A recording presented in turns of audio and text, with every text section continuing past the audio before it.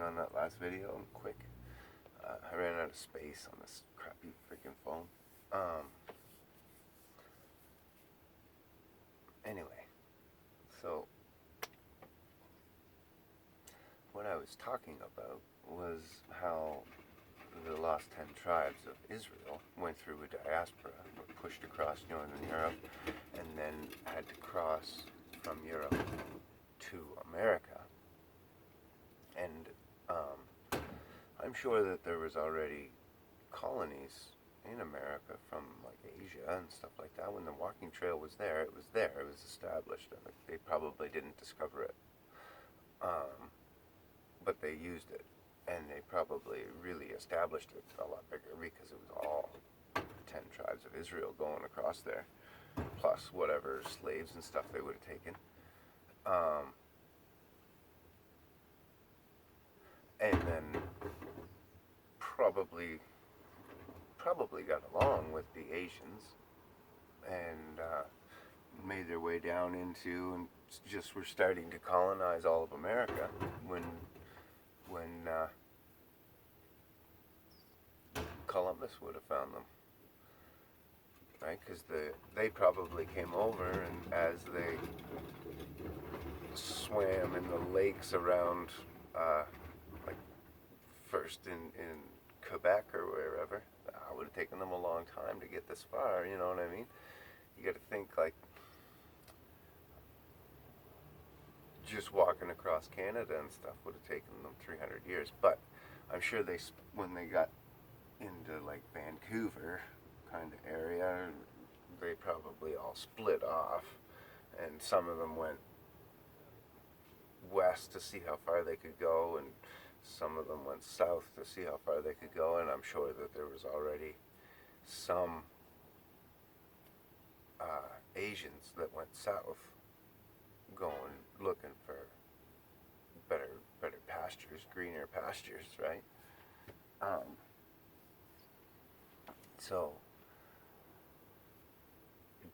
there's all those people. Like that continent was empty of people until we started walking over, right? And then something happened the waters just got a little too deep in the lakes around, like I was saying, Quebec, and there's a bunch of them all over the world. But one at a time, they drained off, the Grand Canyon being the biggest, right? Because the two lakes, they actually covered 3 states. They were huge. And all that water would have went into the ocean as well, raising the levels, burying that road, and then giving us our new levels and new world that we enjoy, right? So, anyway, and then years later, it's probably known that Columbus was looking for the tribes of Israel. He certainly took Hebrew-speaking translators with him, and it was Hebrew that they used to speak to the natives, because the languages were the only 2 languages in the world that were similar like that and written like that and only had that many letters and all that stuff, right? There's only 22 letters in Hebrew and in native tongue. The story's a little twisted on how that went, but there's always a 2 sides, right? Anyway, I just wanted to kind of finish my thought and say goodbye. This video is probably going to load first, and then you won't understand what the fuck I'm talking about unless you go and watch the other video. But that's okay. It'll inspire you to go watch the other one, because this one's short too, right? So it's going to be convenient. Have a great and blessed day. The point of my videos, this little YouTube video thing was try to don't be mean to Edomites, because there's no need of being mean to anybody. But just try to open their minds. Most of the Jews, people who call themselves the Jews, the Edomites, don't realize that they're Edom, right? That's been buried from them too, right? But they know who Edom is, and they know all these books and stuff. So it's going to click with them a lot easier, because they know all the same books that I know, and they may know. Who knows? That's probably why we're not allowed to go to synagogue. But anyway, we need to just start saying, no, Jerry Seinfeld, you're an Edomite. You're not a Jew. You know, you're a Jew in religion, for sure, right? But you're not a Hebrew. You're not an Israelite. You're an Edomite. The difference is Abraham, Isaac, Jacob, or Abraham, Isaac, Esau. Esau and Jacob were twin brothers that didn't look alike. And they each started a bloodline in the world, and the world's never going to be enough to contain them. They're always going to be at war with each other. They're always going to be at odds. If one's up, the other's down. There's all kinds of rules with these two brothers. And as we see, Edom's in control, right? And it's not Jerry Seinfeld level Edomites that are in control. It's way above them. It's people that most of you've never ever heard of or seen of or fucking anything in your lives. You're not taught about this kind of stuff. It's not in the school, right? But you're taught now, you got no excuse. So anyways,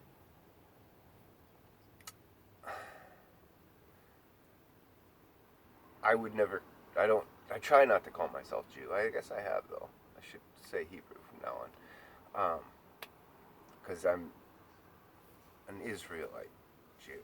I'm on that side with my beliefs. Blood, maybe not, but my beliefs. So, the Ben Shapiro side is Edomite Jew. They're still Jews. They're still practicing Jewish people. They do all the Jewish laws and all that stuff, but they're not Christian Hebrews, not Israelites. Israelites are under Jesus because he was our Messiah. We don't deny him. We embrace him. That's why it matters who Jesus was and his color and his race. I know racism shouldn't matter, blah, blah, blah, but it does in this one case, because that's how we tell where we're at in the Bible. You gotta look at Israel, and you can say, okay, wherever Israel is, whatever's going on in that with them, that's where we're at here in the book. And you can't fucking precisely tell, oh, well, we're right here, and it's going to be 6 more pages, and we'll be all dead. No, but you can say, okay, we're pushing end times like crazy. Look where Israel is, like, look what Edom's doing, all that kind of stuff. So just be aware, and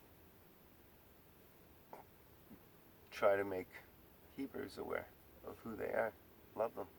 Send them love. It's a blessing to send them love. It just is. It's a blessing to love God's people. You bless them and he'll bless you, kind of thing. So even if you're selfish about it and you're just looking out for yourself or whatever. There's a magic spell for you. Bless a Hebrew. Blood Hebrew. Not an Edomite, not a Jew, not a white guy. Not any of those big churches. No, just somebody whose grandparents were dealt with in the last slave trade. So like Mexicans, a lot of Brazilians, and some of the Caribbean islands, and then anybody whose grandparents were in the slaves during the last 200 years or whatever it was. 300, I guess. When you get old, I'm not that old, but I mean, we crossed a line there. So, in the last generations of slavery here in America, Canada, which is America. If you don't realize, that's when I say the countries in America, in North America, are USA, which is the United States of North America. And you don't get to Central America until you hit Mexico, and then South America is a whole other continent down there, right? But North America is Canada and the U.S. It's all north. It's all, the whole continent's considered. I know it's close to the equator, and you guys get nice weather and stuff down in the States, but I'm saying that whole continent is only one name. That's one continent. America isn't just your country's name. So when I say Americans, I'm talking about North Americans, not just USA citizens.